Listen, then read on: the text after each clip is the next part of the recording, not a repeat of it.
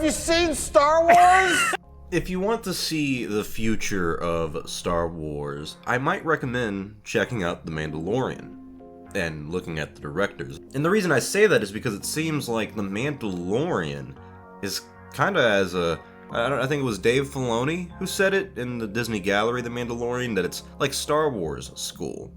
And one thing I think Lucasfilm is doing, and I think it's actually a very, very smart move, and might have a lot of payoff in terms of dividends in the future, is they're using The Mandalorian to kind of test out the future creators of Star Wars. Let's look at Season 1's directing list. We have Dave Filoni, Rick Famuyiwa, Deborah Chow, Bryce Dallas Howard, and Taika Waititi. Those 5 directors are not only extremely great directors. I would say, Dave Filoni's still learning the ropes, but for his first time directing live action, chapters 1 and 5 of The Mandalorian, I didn't like chapter 5 that much in terms of a story perspective, but he's a good director. And could he do his own film? You're damn right he could. So Dave Filoni is probably being groomed a little bit to maybe make his own Star Wars movie, maybe get a little bit more of the live action experience. Don't forget he's an executive producer of The Mandalorian as well. So I think Dave Filoni is using The Mandalorian to kind of take his knowledge of not only Star Wars, his knowledge of Star Wars is already probably the biggest out of everyone on set, but take his experience in the film industry and in the Star Wars universe up even higher. Then we get to Rick Famuyiwa, who directed The Child, Episode 2, and The Prisoner, Chapter 6, or Chapter 2 and 6, whatever you want to call them. And I loved his chapters. His chapters felt like quintessential Star Wars to me, and Rick Famuyiwa is coming back for Season 2.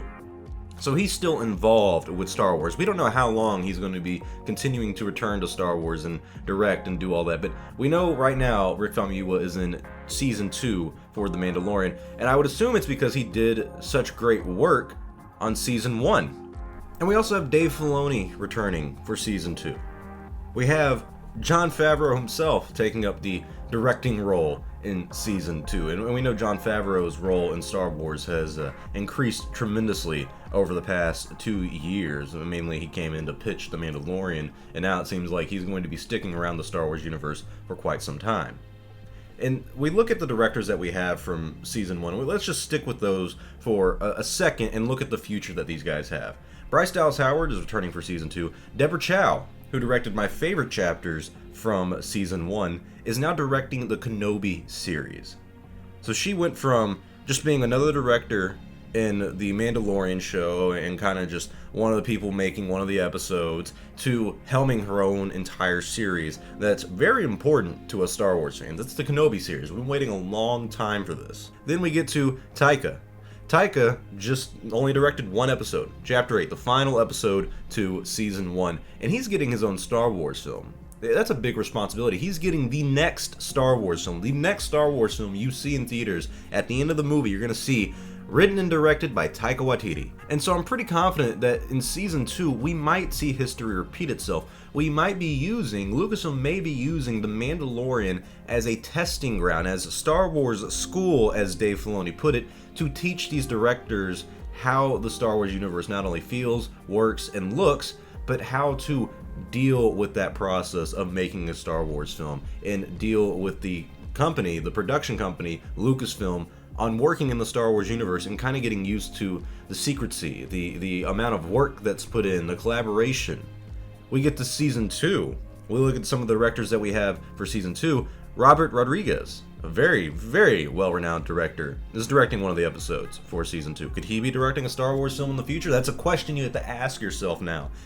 They're not just coming in to do one little Star Wars thing. These people might be here for quite some time. Dave Filoni is going to be directing Season 2. Rick Famuyiwa is directing Season 2. Carl Weathers, Apollo Creed himself, Greef Karga, is coming back to direct Season 2. Jon Favreau is directing an episode of Season 2. And that's not it, my friends. We still have Peyton Reed, who directed Ant-Man and the sequel, which sucked, but he has experience in the Marvel Universe. And just like Taika, he could easily take that experience, take the Star Wars, and make his own film. Could we see one of these directors like Robert Rodriguez or Peyton Reed potentially get their own spin-off film? I mean, we don't know what Taika's film is going to be about, but we do know Star Wars films aren't done, and we know we're going to get a lot of shows in the future. Disney Plus is going to have a lot of live-action Star Wars series. Some of these directors, like Robert Rodriguez, like Peyton Reed, like, I wouldn't say Carl Weathers, I wouldn't put him at that point yet. I don't think he'd want to direct his own series, but I think even someone like Dave Filoni can end up directing his own series. Bryce Dallas Howard could become part of that Leslie Headland Disney Plus series. That's the one that Variety called a female-centric Disney Plus Star Wars series. We don't know what it's going to be about, we don't know when it's coming out, but we do know that it's unlikely that Leslie Headland's going to direct all of them. So she could bring in, if she's trying to do a all-female thing, she could bring in someone like Bryce Dallas Howard. She could bring in someone like Deborah Chow, and people could argue, oh, well, she's just bringing them in because they're females, and you might be right, but at that point, I don't care. I've liked the work that they've done. I've seen their experience in the Star Wars universe. And so I think The Mandalorian is kind of a testing ground. Kind of Star Wars school, like Dave Filoni said. Kind of something to test the Star Wars fans' reactions and see how the directors can not only handle the Star Wars fans, but handle Star Wars as a production, as a show, as a potential film. And so I think it's going to be very interesting for Star Wars fans to look at The Mandalorian in the future, even when it comes to Season 3. I think we should watch the directors very closely. Because if history is any proof, and history does seem to repeat itself, those who forget history are doomed to repeat it. If you look at Season 1 of The Mandalorian, every single person from that season is still involved in Star Wars. Some a lot more than others, but no matter what, all 5 of them are still continuing to be involved in Star Wars. And I wonder if they're going to have the same thing with Season 2. Will Peyton Reed stick around for Star Wars? Will Robert Rodriguez stick around for Star Wars in the future? We don't know, but I certainly hope so, because not only are they good directors, I think after Season 2 of The Mandalorian, we're going to want more of their Star Wars content. But tell me your thoughts below. What do you guys think about The Mandalorian being a potential testing ground, a Star Wars school, if you will, for directors over there in the Star Wars universe? Comment your thoughts below. I'd really like to hear your thoughts on this and what you think the future of Star Wars entails with these kind of directors coming in for Star Wars school. I hope you guys enjoyed this video. Leave a like, comment, and subscribe if you did, because it does help out the channel a lot. I'm Star Wars Only. I will see you all next time, and may the Force be with you. Always.